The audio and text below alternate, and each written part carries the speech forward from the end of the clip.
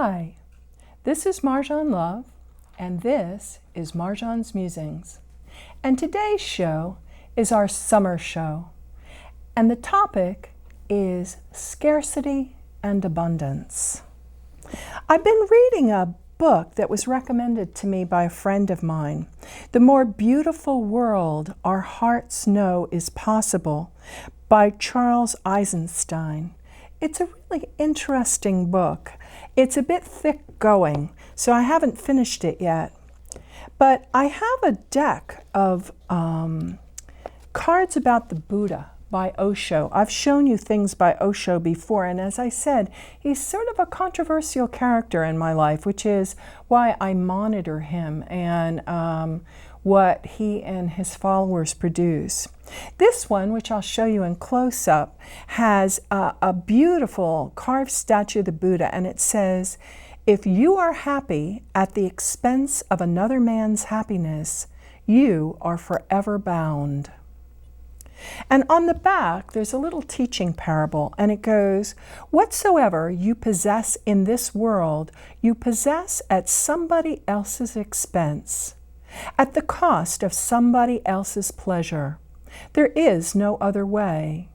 If you really want not to be inimical to anybody in the world, you have to drop the whole idea of possessiveness. Use whatever happens to be with you in the moment, but don't be possessive. Don't try to claim that it is yours. Nothing is yours. All belongs to existence. We come with empty hands, and we will go with empty hands. So what is the point of claiming so much in the meantime?"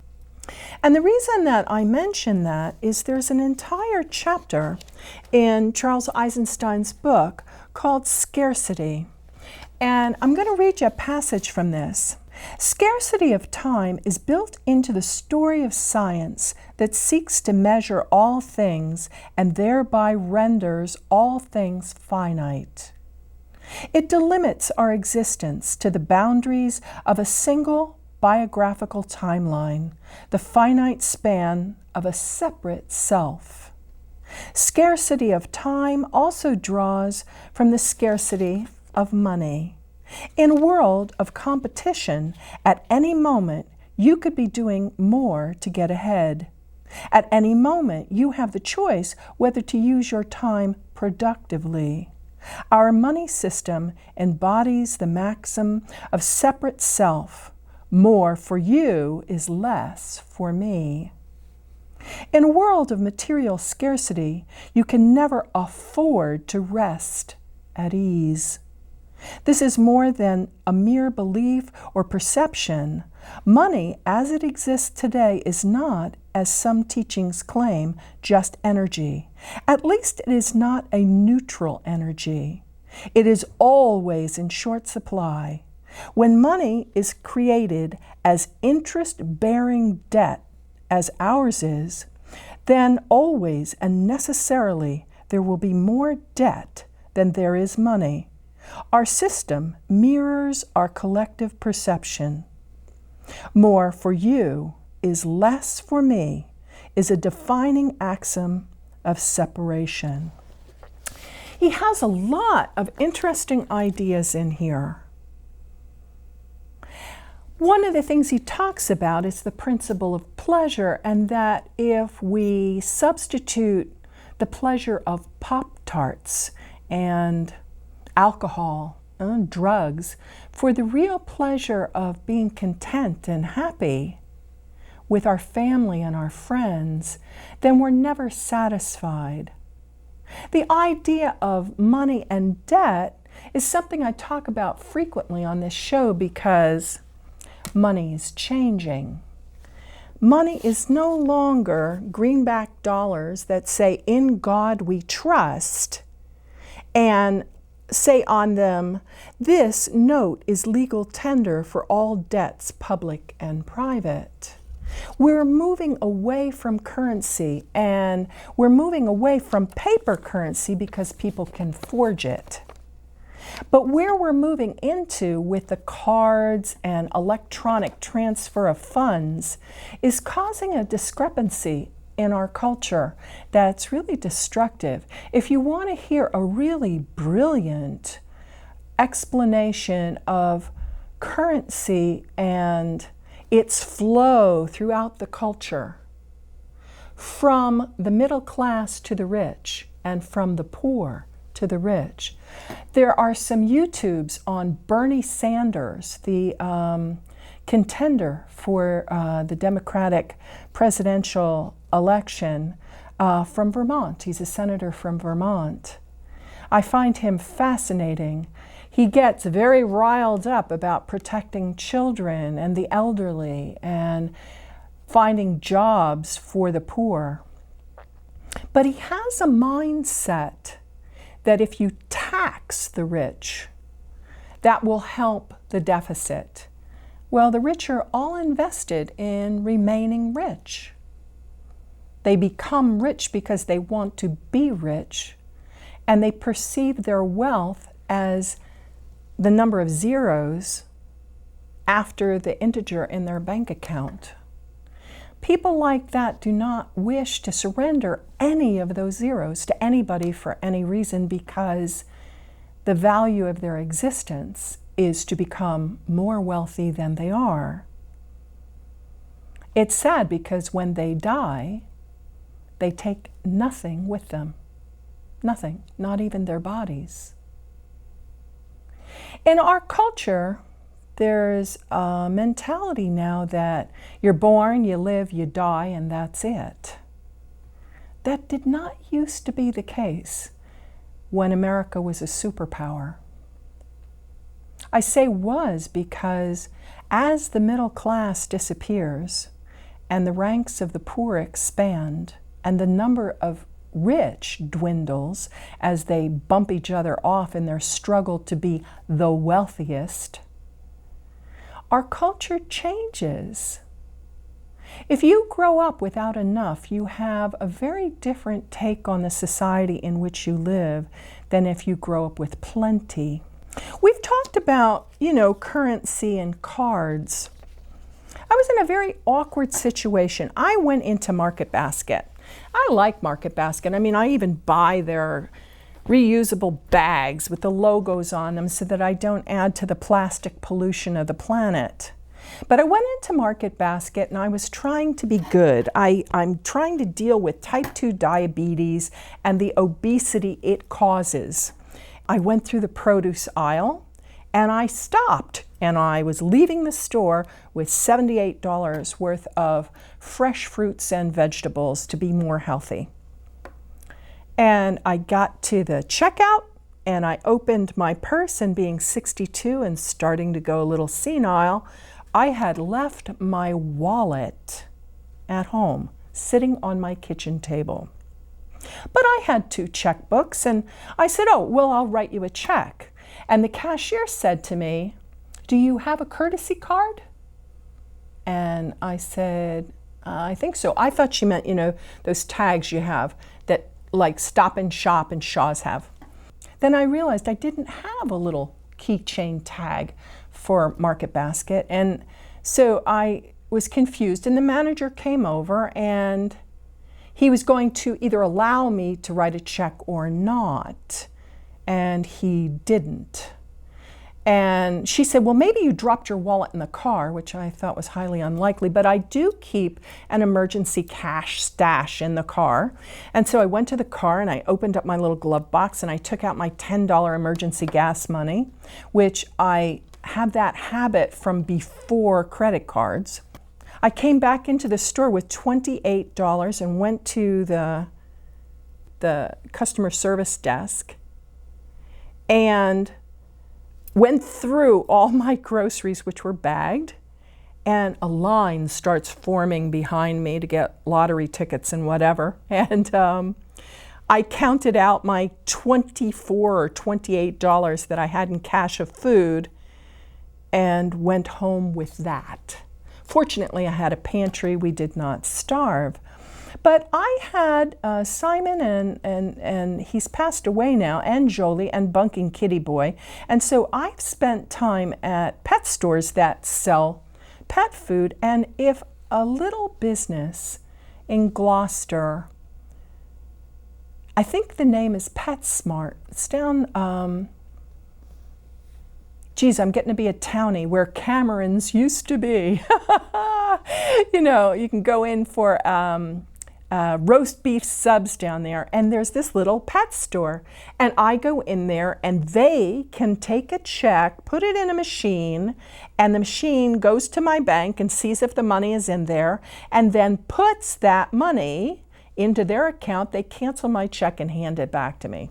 And I was thinking, if a little tiny pet supply store can have a check machine like that, a huge multi-site supermarket the size of Market Basket needs to put in one of those machines, because in an age of forgery, it's really highly unlikely that someone would take the time and effort to print up a book of checks with my name, address, and phone number on them, and then forge an ID like my driver's license so that I would be robbed when they went in and cashed my check. So the refusal to accept checks is not about forgery. You know, if it's got my home address and phone number on it and I have a photo ID, that's really kind of hard to forge that. And like, you couldn't do it for 1,000 people, or maybe some enterprising person could, but I see that as highly unlikely. So why don't people cash checks anymore? Why can't you pay legal tender for debts, public and private, with checks? Well, because people write checks and they bounce. They don't have enough funds in the bank. So this new machine that they have at the pet supply store puts the check in, it goes electronically to the bank, and the bank tells them, yes, here's the money, and it gives them the money, and the check clears while you're standing there. I think this is maybe a really bright idea, especially for senior citizens that grew up with checks. It's a way that you could, you know, maybe cut down on some of the identity theft and fraud. But I was listening to Bernie Sanders, and he was talking about the shift in wealth to the most wealthy from the middle class and from the poor to this small percentage of elite. Now, I made a suggestion way back, I think show 2 or 3, that we should have a U.S. government card, okay? And that the Treasury should offer loans like it used to. You know, you used to be able to get a federally insured veterans mortgage. That would help a lot of homeless veterans. Or you could get a federally insured student loan. Or you could get a federally insured loan if you were a farmer and your farm got hit by a hailstorm and you lost your crop. The federal government used to be financially involved in people and helping people as individuals. And the banks convinced the Fed that they did not wish to do that anymore. It would be better for the banks to do it. Now, I told you about my banking debacle with Institution for Savings. I went by and I saw a new advertising slogan for them, Your Hometown Bank. I find that fascinating since they just got here within the last year or so. And they were not a Rockport bank to begin with, but I switched my funds to a national bank, a big bank, TD Bank. And I went back up to Marlboro because it's sort of like if you fall off a horse, if you get scared and don't get back on a horse in a reasonable time frame, you may never ride a horse again. So I thought, okay, I'm going to try this gemstone show one more time, and I went with my TD card.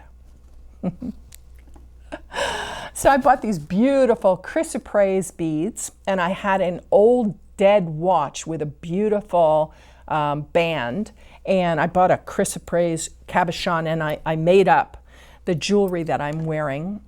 People are going to diss on me for this, but I bought these CZs at Walmart.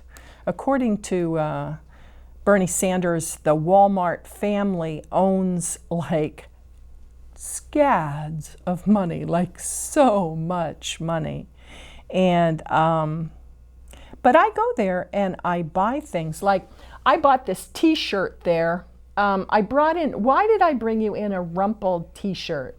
Well, my sweetheart of a husband took me over the Cut Bridge and we went down to Boston, and we went to this lovely French bistro called La Vole. And all over the walls are beautiful pictures of sailing ships. And we did that to get away from Rockport because so many tourists had come to Rockport that I felt like I couldn't walk and I couldn't breathe. And it was like, oh my goodness, I need to get out of here. So he took me down to Boston. We're sitting there in this lovely setting and we're having wine, and he got gazpacho.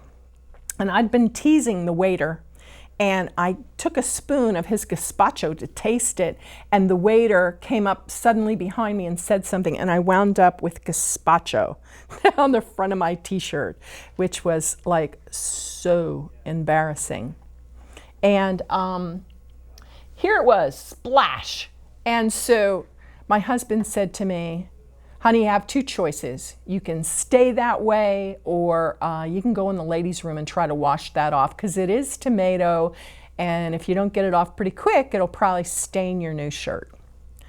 So I go into the ladies' room and I take the shirt off, and fortunately they had a soap pump, and I soaped it all up and I rinsed it out, and by the time I got the tomato out of the shirt, it was soaked from here to here. Now, I didn't have any t-shirts. I hadn't been shopping. I had nothing to change into. So I had to go back out to my wonderful brunch with my husband. And there I am doing my own private wet t-shirt contest. You know, and it was like, and he was the prince among men. And he said, you know, honey, your back's to everybody. I see you and I don't mind the show, and it's okay. And it was sort of like, you know, my societal expectations of like, there I am in a half wet shirt. It was like, oh my goodness.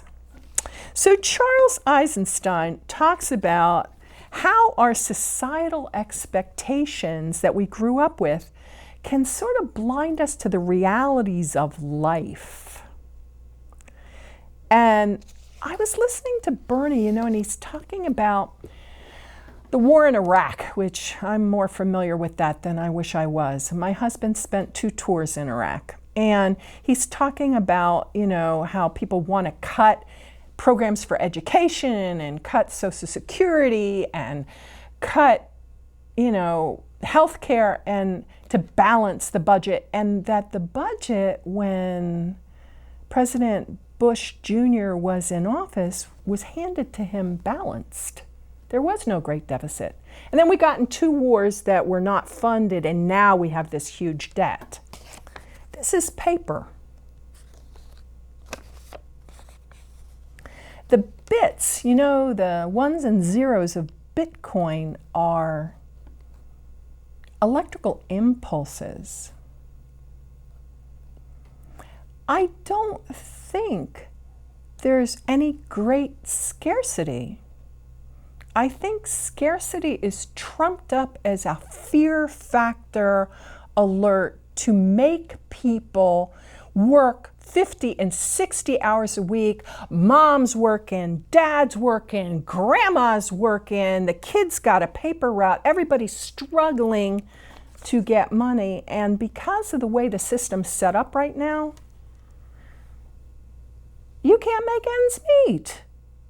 And raising the minimum wage, within 3 or 4 weeks, all the purveyors raise the prices, and you still don't get ahead. I mean, I'm in Market Basket, and I'm looking at stuff, and it's $3.99 for a little thing of blueberries. They used to be $1. Why? Because the American family farm was forced out of business. corporate farming is for-profit farming. And I was listening to Bernie talk about, Medicare and Medicaid and all that. And the baby boomer generation is the biggest generation America's produced, and we're all getting gray of hair. We're needing eyeglasses and eye surgery and hearing aids and walkers. And I have a new fashion statement. See this? This is my capri pants and my cardiac hose. And I washed and dried my capri pants, and they shrank a little bit, and now they don't cover the ugly band. I look like somebody's grandma. I don't have any grandchildren yet, but I am that age. Why do I make this fashion statement on a day when it's going to be in the 90s? Well, if I don't wear these stockings, my feet swell like this. They get to be huge, and my ankles are like so swollen. And the problem with that, if you have a tendency toward edema like I do, is you can get what's called decubitus ulcers. And they're very difficult to heal, especially if you're diabetic, and you wind up getting your legs amputated. So is it more important for me to be the fashionista and go bare-legged with thongs, which give me plantar fasciitis at this age and weight, or is it better for me to wear hot sneakers and support hose? And the reason I do the ugly thing is I worked rehab 27 years. I don't want to wind up in a prosthetic or in a wheelchair because I allowed my legs to swell so much that my circulation was impaired and I wound up amputated. Our debt is like the edema in our legs.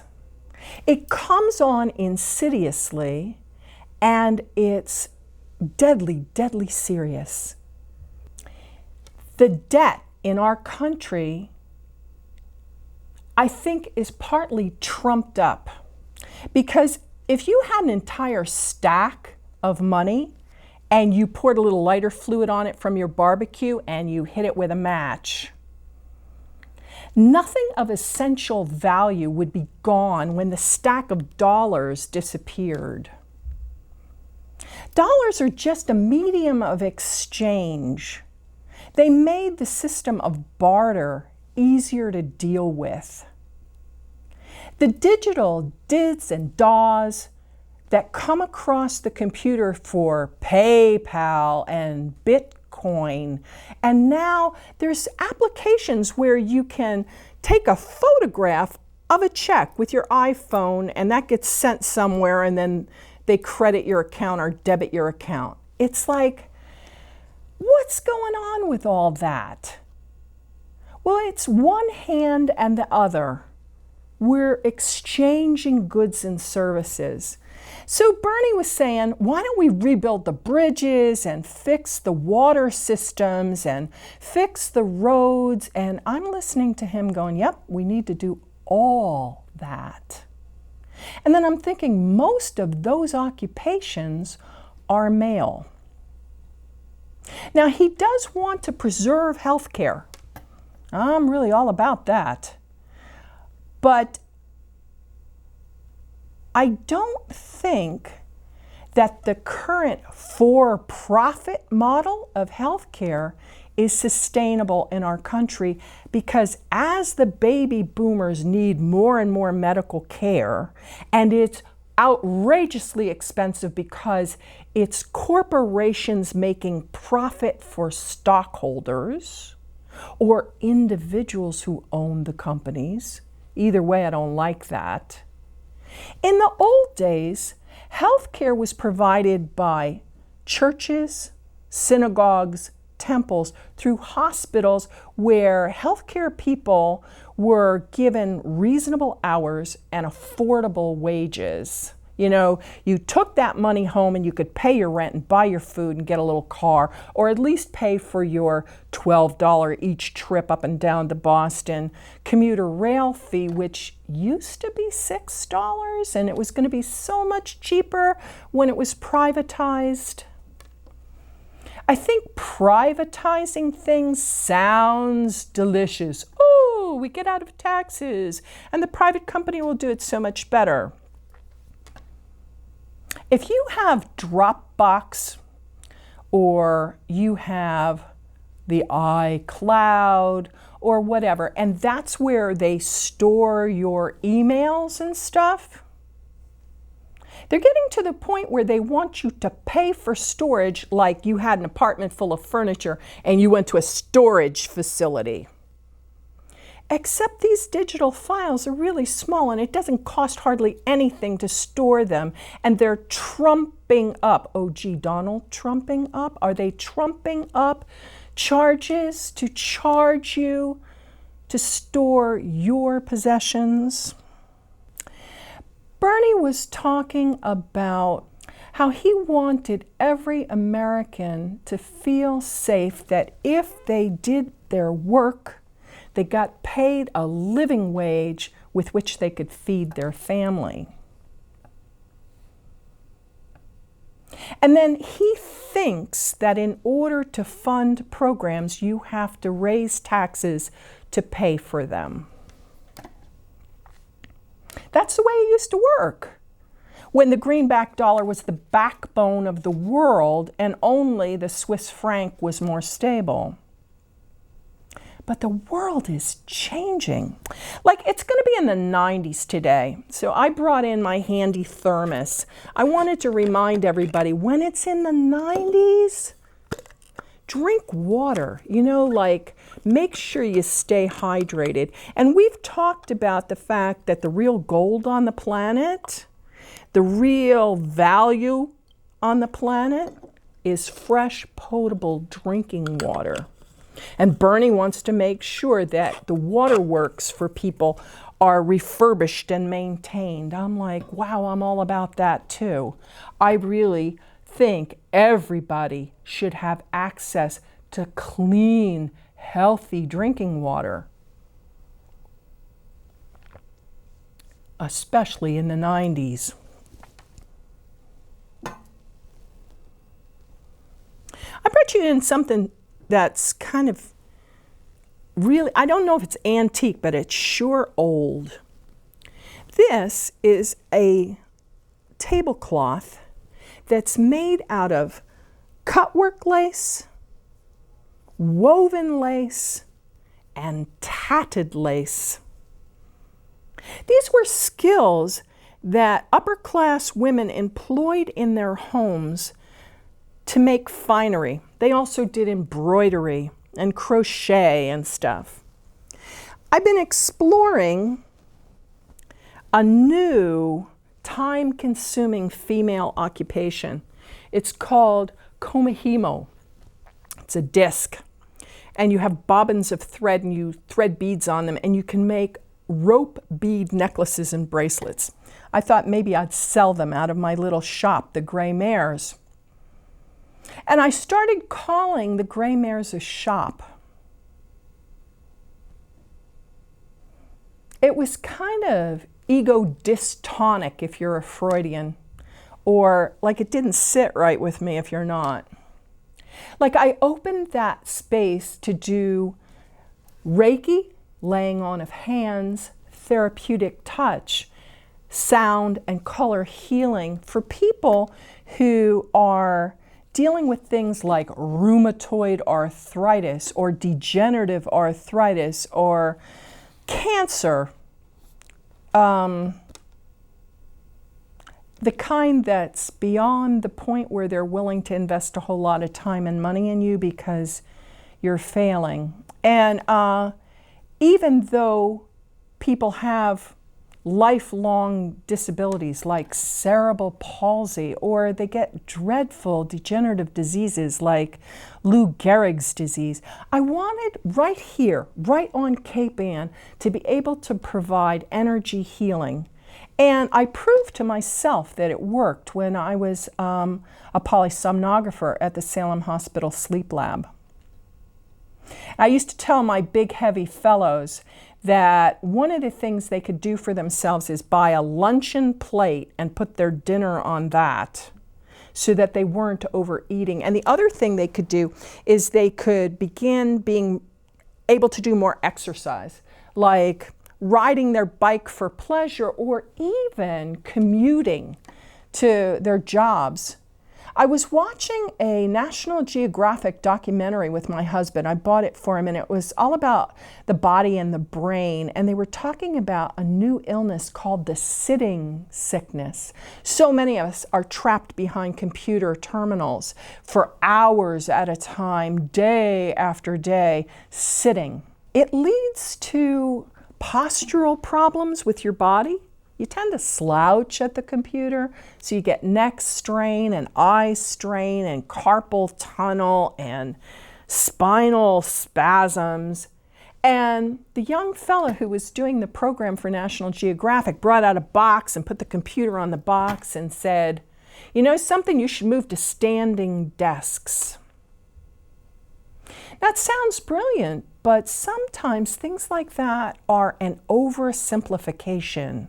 Because cashiers and people who work like counter jobs where they stand all day, like at the airport, you know, the people that do your tickets to get on and off the planes, or people who are tellers in a bank and they stand all day, they get varicose veins. They have their own health issues. So standing all day can do damage to your joints and your knees and your feet. I think if you had a desk that raised and lowered so that you could stand for a half an hour and sit for a half an hour and stand for a half an hour, you'd still get eye strain and keyboard problems. I'm not sure what the answer is to that, but I do know as a therapist that children in schools who are forced to sit all day are fatter and less fit than children who have the opportunity to get up and just walk between classes. You know, you don't have to do a whole 45-minute PT, just the ability to get up, get a drink of water, go to the bathroom, and walk to your next class. Those kids tend to do better physically. A couple of shows ago, I shared with you my brand new Webster's Compact Rhyming Dictionary, and I confessed that I hadn't had a new dictionary in years. That got me thinking, so I got this one, Oxford's Advanced Learning Dictionary, the world's best-selling learner's dictionary. And it's for people who speak Chinese to learn English. And what I found fascinating about it is it's got a divergent track. So as you read along, it'll tell you whether the English word is used more in the UK or in the United States. It was amazing to me how many of the words were a little different between us and the UK. And it has sections in the back that are sort of like, you know, what is this? And it shows all the different parts of a home, a modern American home, or how you cook, all the different things about cooking. And having been diagnosed with diabetes, I'm having to learn a new way of cooking. At 62, this is not easy. And I'm not supposed to have concentrated sweets. Boy, you know, Charles Eisenstein talks about things that you wind up addicted to. This thing, a kick in sugar, is a bear. If anybody's got any wonderful ideas, Rockport, Post Office Box 121, Marjohn Love, please send me ideas for how to get over the thing about give me some sugar so nobody dies. You know, it's like, oh my goodness, low blood sugar can blast your brain. I'm like, I can't think straight when my blood sugar's low. My hands get shaky and it's like I crave sweet. But if you eat sweet, your blood sugar starts doing a roller coaster and it's not good for you at all. I have another dictionary that I thought was kind of cool. I used to take Spanish back in the day, and I don't use it enough to keep it fresh. So I bought a Spanish verbs dictionary. And the reason that I bought a verbs dictionary was because I write, and I have a tendency to write passively. I use the verb to be. He was, she was, they were. That's boring to read. It's much more interesting to read an active word. And so it's really hard in any dictionary to find just verbs. You know, you really have to look for them. But if you do a foreign language, oh, to advance, to dare, to adventure. And I thought, wow, to venture forth. You know, and they give you like all different verbs. To permit, to allow, to let. There's that to, like to be or not to be. You know, Bernie wants to fix the world we live in right here in the United States by revitalizing patriotism, altruism, a sense of internal responsibility. In one of the talks he gave on YouTube, he was exploring how very, very wealthy people were trying to manipulate the electoral process so that they controlled the United States government. On the very first 2 shows we did, get ready for this. This is show 22. I'm like, wow, I never knew I was going to be on TV all the time. I was just upset because the Tea Party closed down the government. And I was like, wait a minute, you're not allowed to do that. You don't have the authority or the right to shut down the United States government. The United States government represents all of us, and just because you're rich doesn't mean that you're allowed to shut down the government. Now we're heading into the election season, which normally I duck and cover like an ostrich. It's like, let me stick my head in the sand because I don't want to deal with all this. I backed Bobby Kennedy, and then he was shot. I backed Al Gore. He got elected, and the election was stolen away from him. I have some problems with the fact that our electorate is one of the most brilliant ideas that we took from Greece, which, by the way, any of you that are old enough to remember the 1980s with hostile takeovers of companies that put thousands of people out of work? So somebody'd buy a company, take all the money out of it and run it into the ground and leave the poor community where the company was scrabbling. You know, they had no jobs. You know, here the entire community built up around General Electric or whatever it was, and they were hostily taken over and squashed. I think if we look really hard at the situation with Greece, I think some of that happened to them. And the fact that the entire country comes out and 61% of the vote goes, don't compromise. And then the leaders backtrack and compromise. And the people feel hurt and betrayed. It's like, hey, we voted, you're our elected rep, and you're not doing what we mandated with our vote.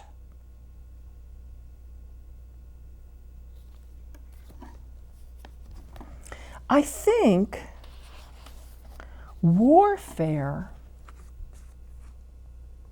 has moved from musket balls and swords and bombers in the sky to currency. If we don't fix that, we're going to have problems that are sort of unthinkable right at the moment. In the more beautiful world our hearts know is possible, he talks about the fact that we're being asked to perceive ourselves as gluttonous, greedy people who have too much. that we consume too much of the world's oil and too much of the world's food and whatever else not, the resources, that Americans are greedy. I don't know that I buy into that. I think Americans are hardworking, industrious people. I think most of us are willing to go out of our way for a neighbor in need, a friend or a family member, sometimes even a stranger. I think the core ethic of caring about people in our community is still here. But I think the younger people are discouraged and don't join service organizations like Kiwanis or the VFW or any of the groups, the Lions. It's like if you see the service groups that are altruistic, they tend to have membership that's aging. The young people don't seem to be invested in that. They have their earbuds in and their iPods tuned on, and they're moving into the world with their own private soundtrack to the day and not fully engaged. And maybe it's because both of their parents worked and they wound up in daycare and school and after-school programs so that their parents could save enough money to send them through college, and then an announcement was made that the stock market was apt to take a downturn, and it did. And then people lost their life savings and their kids could not go to college. Or those who did came out buried in debt. Our minister at our church had everybody in the congregation that came last Sunday say what they had as a gift. What gift did they have that they were given that they could share? My gift is healing, but also music and also storytelling. What's your gift? What gift do you have to share? I think a whole lot of you have wonderful gifts to share. I wish there was a way that we could come up with something better for a barter system. I mean, if, as Bernie says, the bank bailout cost us how many $1 trillion, and then they turn around and tuck it to us with increased interest on our credit cards. And if Charles Eisenstein is right, that if you live in a culture where you're constantly indebted, then everybody's stressed out. They're blowing ulcers, they've got migraine headaches, they've got high blood pressure because you never catch up. When I was a kid, people owned less stuff, but they had more time.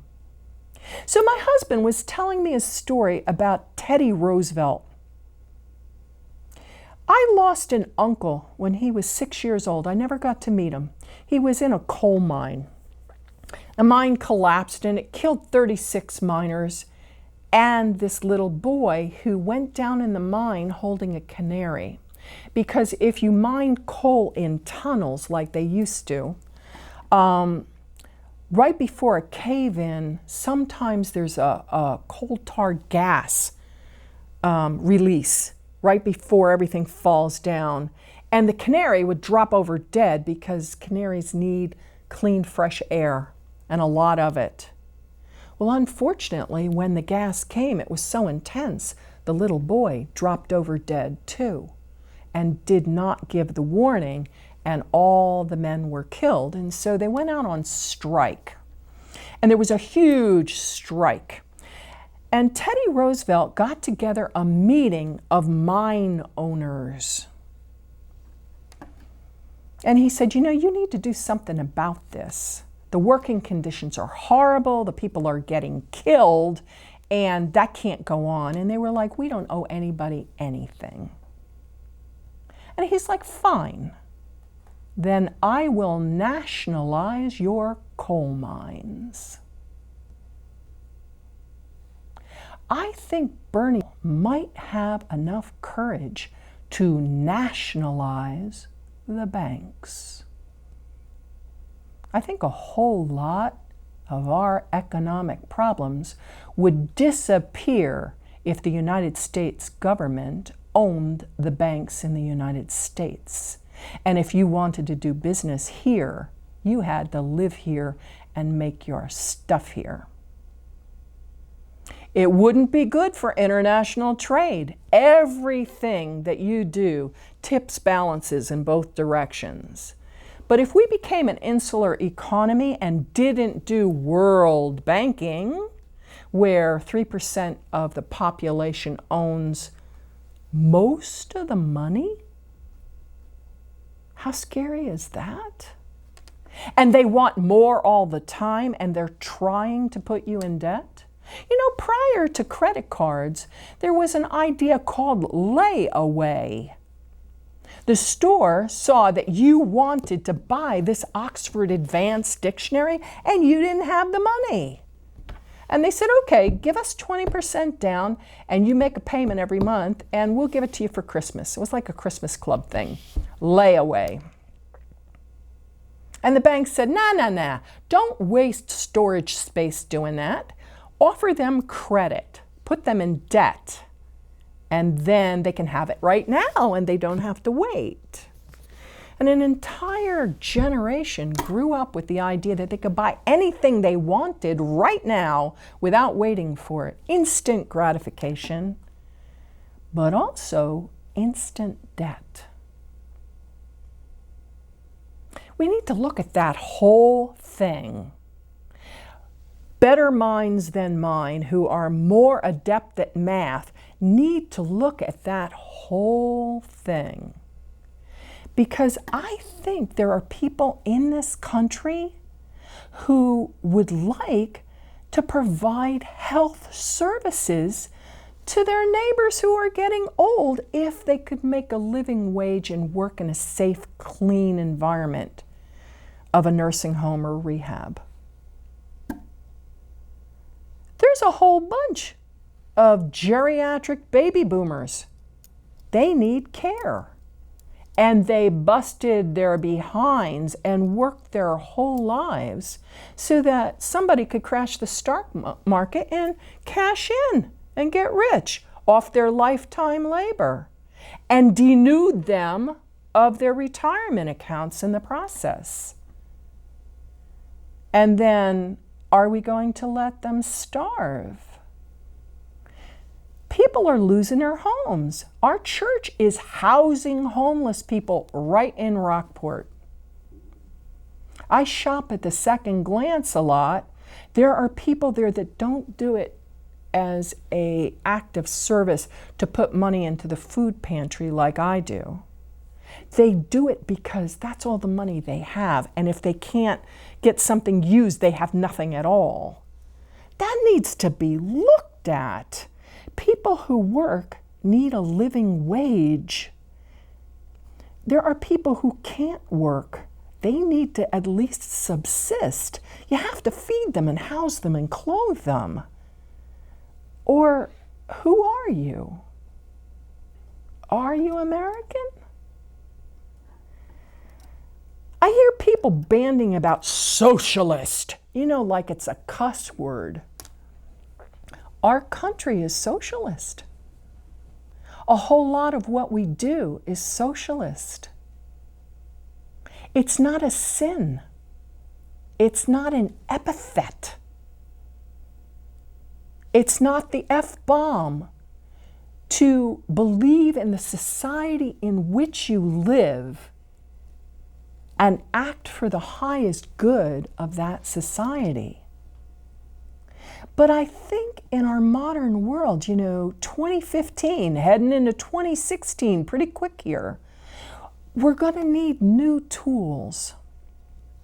I have a little name tag. I had a Tai Chi master make me write Marjohn Maria Love, beloved child of God, and I had to wear it around and say that to people because I had trouble believing that I was a beloved child of God. I had some rough times in my life, and I wasn't sure I was all that beloved. We sing a hymn at my church about God doing wondrous things. It's an old German hymn, and the refrain goes, "And he still is ours, and he still is ours, and he still is ours today. And he still is ours, and he still is ours, and he still is ours today." You know, in the old days, they burned coal, and then we figured out what to do with petroleum. It's not like there aren't other forms of energy. There's piezoelectric energy. We could harness the tides coming in and going out. We can harness sun, we can harness wind. We have harnessed water.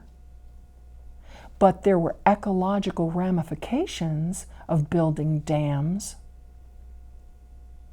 Whatever we do, we have to do it wisely. I don't know if I'm going to vote for Bernie Sanders, but I am going to watch him. I am going to listen. I might actually give him some money so he can build his campaign. We're running out of time.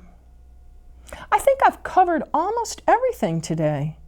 What a shocker. I'm heading out. It's going to be over 90. I thought about that too. We live in air conditioning and we don't perspire and get so hot we don't feel like eating in the summer. A lot of people used to lose weight perspiring profusely and not feeling up to eating. And towns like Rockport became home away from home when that 10 to 15 degree difference from the mainland drew people here for relief from the heat. We have to move with the times. We have to adjust. And so now Rockport has the Shalin-Lu. I got to usher for some of the wonderful chamber music. I think we can do it if we stick together and believe in ourselves and ask our higher power, whatever we believe that to be. That's all for now. This is Marjohn, and this has been Marjohn's Musings. If you have any comments or suggestions, write to me. P.O. Box 121, Rockport, Massachusetts, 01966.